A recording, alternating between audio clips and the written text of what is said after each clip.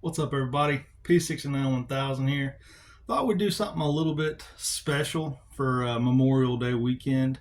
It's going to be a long weekend for all of us. I don't have to go back to work until Tuesday, thankfully. Um, so I wanted to do something kind of special. So this is going to be military encounters with terrifying creatures. This is going to be really fun and really interesting. So let's get into it. Rock ape.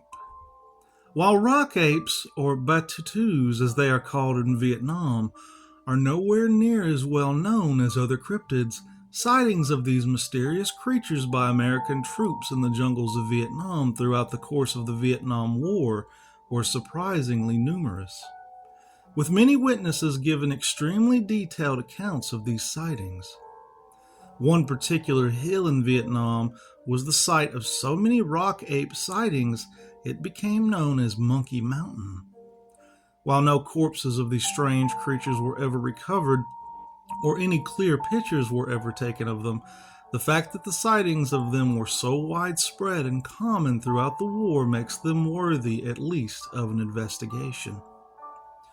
Rock apes were so named because of their ability to throw large rocks, usually in retaliation, though after rocks were thrown at them first.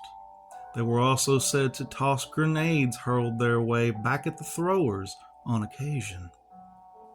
Described as being up to 6 feet tall and strongly built with long limbs, the rock apes were said by witnesses to be covered in brown or reddish hair.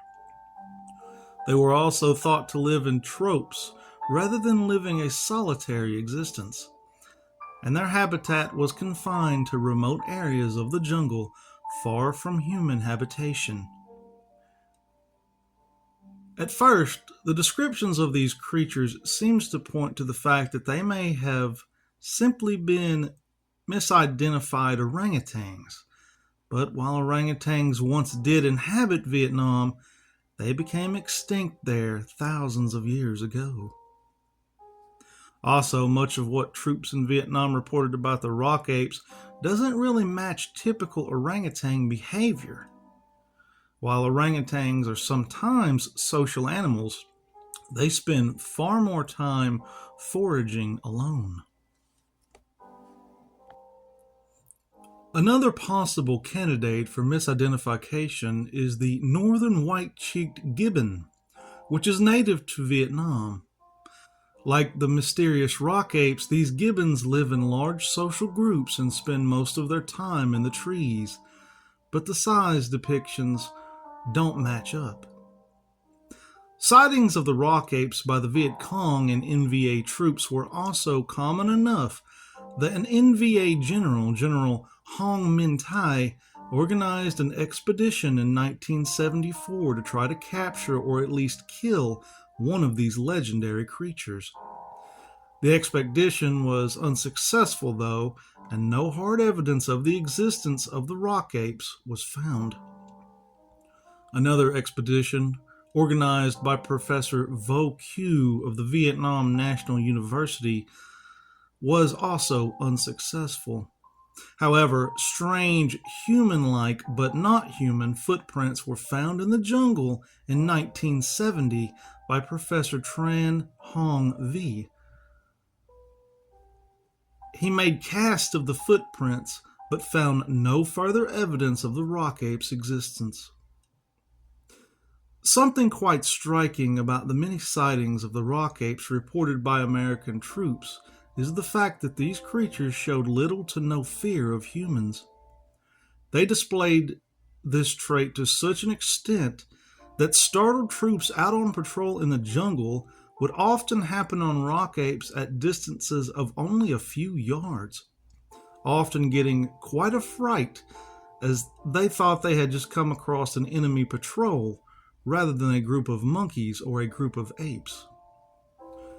This apparent lack of fear of humans could be explained by the fact that the rock apes, if they do exist, inhabited ranges that were usually so far away from humans that they saw them as no threat, or if the reports about large size were accurate, they saw human beings as too small or weak to present a significant threat to them. On at least one occasion, in fact, a large troop of rock apes was said to have attacked a group of Marines en masse. The Hound of Mons. During one of the first battles of World War I was the Battle of Mons. The Battle of Mons was fought between the British Expeditionary Force and the German Army. This was a fierce battle that consisted of two front lines with a no man's land in between the German and British lines. On occasion, soldiers would head into this no man's land to attempt to move forward in their position. Unfortunately, many of these men would never return. Usually, under the cover of nightfall, when British troops would sneak into no man's land to attempt to retrieve their dead or wounded, they realized that several British soldiers were found to have bite marks on their necks. The British soldiers started to realize it wasn't just the German troops out there in the darkness hunting them down, as the sound of howling at night put fear into many British troops. In 1919, a book was written about the Hound of Mons by a soldier called F.J. Neuhaus. Neuhaus believed the hound might have been part of an experiment by a German scientist. Of course, this was just one man's theory on the creature. Either way, many British soldiers heard the howls and witnessed the bite marks on the dead. Whatever the Hound of Mons might have been, it definitely did exist. The Giant of Kandahar. During the war, many members of the U.S. military and coalition would encounter activity that would defy normal. Orton wrote on Havoc Journal, UFOs, Cryptids, and Ghosts, many bore witness to the immense and immeasurable mystery of Afghanistan. What they witnessed is often kept close to heart, be it terrifying or truly something incredible. Chief among these terrifying encounters was an incident in 2002 with the Giant of Kandahar, a biblical cryptid. A creature that Special Forces stumbled upon as the giant was doing giant things like cooking giant food. According to online accounts, the Giant of Kandahar, who was said to be responsible for an entire patrol going missing, it stood a towering 13 feet tall. It sported a long lock of flaming red hair, had 6 fingers on each hand, and 2 rows of teeth. Upon contact, the giant purportedly killed one U.S. service member with a spear, only to be vanquished by the rest of the unit after about 30 seconds of gunfire. According to an account, as the story goes, the soldiers loaded the giant's corpse onto a helicopter, and it was never seen again. The Special Forces squad was forced to sign NDAs and had to write an after-action report that excluded any mention of the word giant, only allowed to refer to the creature as an enemy combatant. This story was kept secret until 2016 when a soldier told his story in a now deleted YouTube video. Declassified dive. In 2009, the Russian Navy declassified some of its Cold War UFO sightings. One of these sightings occurred in 1982 when a group of 7 military divers were receiving training at Siberia's Lake Baikal, one of the world's oldest and deepest lakes. As the divers descended into the lake, everything was going normally until they reached about 50 feet down. The divers radioed back in shock, having encountered human-like creatures swimming in silver suits with large helmets on their heads. The Russian divers got an order to attempt to capture one of the creatures. However, at that point, the divers went radio silent. The divers made it back up to the surface, but all of them showed signs of decompression sickness. 4 of the divers were saved, but unfortunately 3 passed away. The underwater creatures were never seen again. The Morbach Monster. In Wittlich, Germany in 1880, as local folklore would have us believe, the locals killed a werewolf. Afraid that the werewolf may return to life, they constructed a shrine to the Virgin Mary on the spot where the creature was buried and lit candles around it in the hope that the power of the Blessed Virgin would be enough to keep him from returning. It is said that if the candles did not burn on the night of the full moon, the werewolf would return.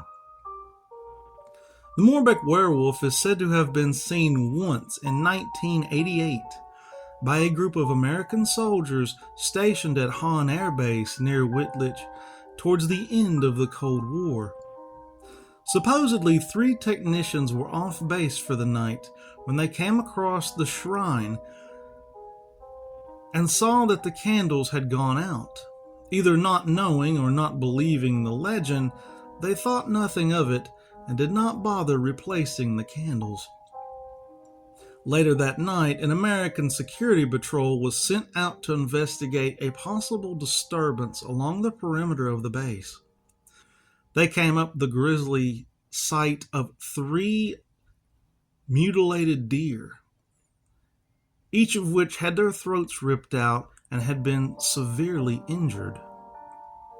It appeared that a large animal had killed these deer and began feasting upon them before escaping into the bushes when it heard them coming. The patrol then prepared to return to base before hearing a large animal growling in the bushes. One of them went to investigate before the animal leapt from the bushes towards the patrol, who fled the scene in panic. A few minutes after the patrol's return, another patrol saw an intruder near the munitions lockers and attempted to give chase. The intruder fled into the shadows and was pursued through the base for several minutes before escaping by jumping over a 9-foot security fence.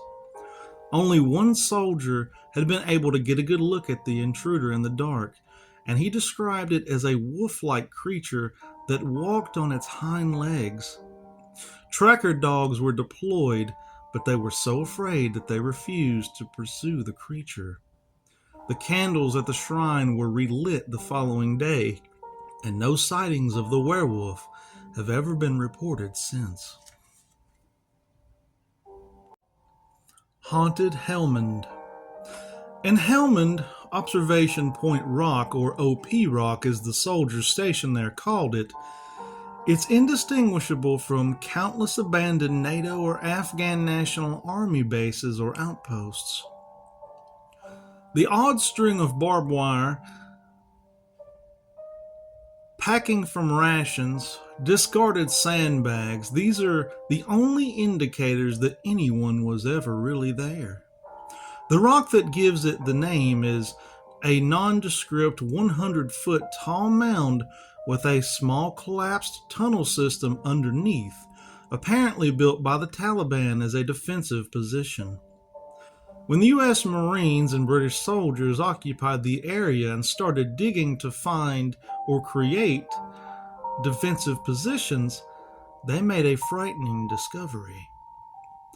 As we were digging, we started finding bones. Not one bone, not 2 bones, tons of bones. There were bones for days, wrote the Marine who posted his account online.